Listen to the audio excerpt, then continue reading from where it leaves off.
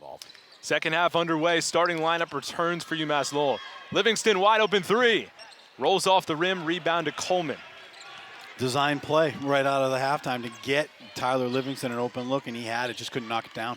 Livingston shooting 43% from three-point range. A guy that averages over 12 points per game has yet to score in the contest. Coleman's got a few buckets today, as does this man right here, Rob Ukawuba. Only 12 minutes in that first half, sat for a majority of the second half of the first. Shot clock down to 5, great defense from Thomas. Coleman's got to hurry, tough three. Air ball, and a shot clock violation to start things off here in the second. Very good start to the defensive second half of the Riverhawks there. NJIT, again, looking to pound the ball inside, looking to work from inside to out and hopefully free up Lynn. So good job by the Riverhawks there, pressuring the wings. Home team had 12 turnovers and just 3 assists in the first half. Jones all the way to the rack, finishes for 2. No hesitation there by Ryan Jones. DJ, you pointed out in your conversation with the staff that they wanted him to get the ball and move quickly, attack. Ryan Jones, 8 points on the afternoon for UMass Lowell. Here's the transfer, Abdul Lewis. Bad pass, nearly turned it over. Izef Bua into the corner. Ukawuba thought about it. Drives through. Nice hands there from Thomas.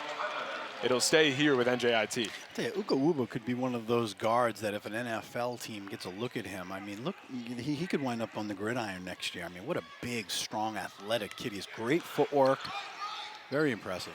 Shot clock winding down. Here's Damon Lynn into the corner. Ukawuba on cue. Got it.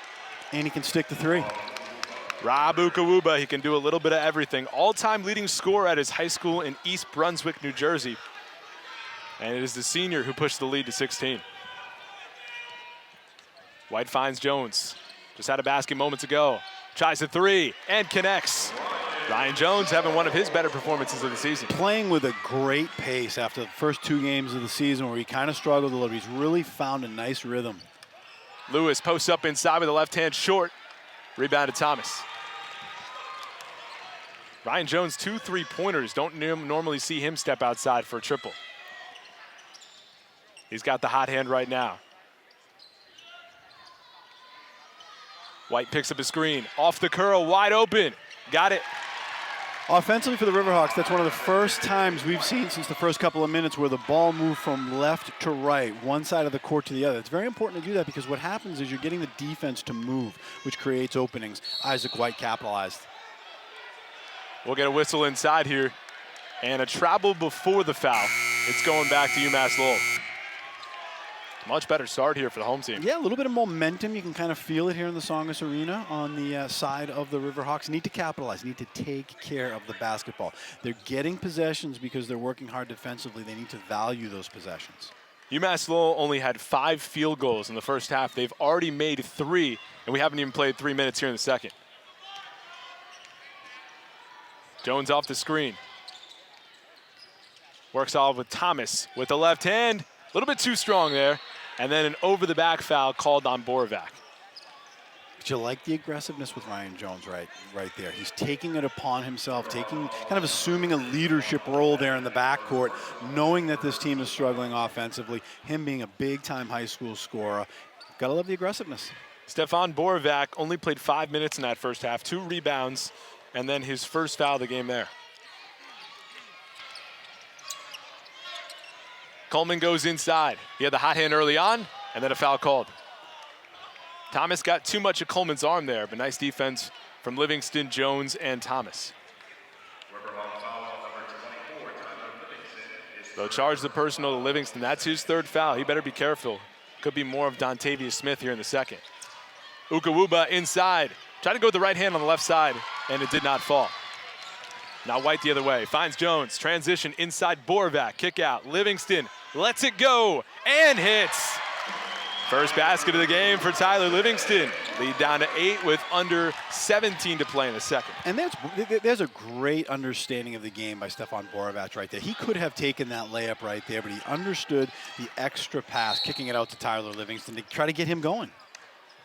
The only thing that UMass Lowell has done wrong here in the second half is racked up a couple of fouls early on. That's going to be the 3rd team foul. And that's Borovac's 2nd personal. He'll take a seat, Matt Harris in. Earlier, that foul on Tyler Livingston, which was his third, could have actually been a break for the Riverhawks because I thought Jihad Thomas was actually the guy who reached in there. Would have been Jihad's third. Izeb Bua wide open underneath, and that's a really tough assignment for Isaac White. Lead is back up to 10, a 10-5 run for UMass Lowell to begin this second half.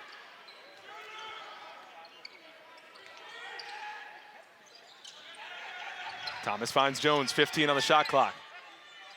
Nice handles here from Jones. Spin move to the rim, and one.